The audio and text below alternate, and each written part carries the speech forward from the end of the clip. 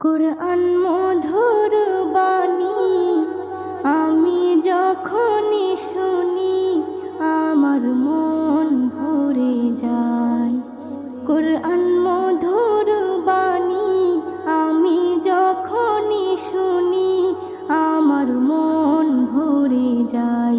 শোনো মুমিন মুসলমান, পড়ে দেখো না কোরআন, কত শান্তি পাওয়া যায়।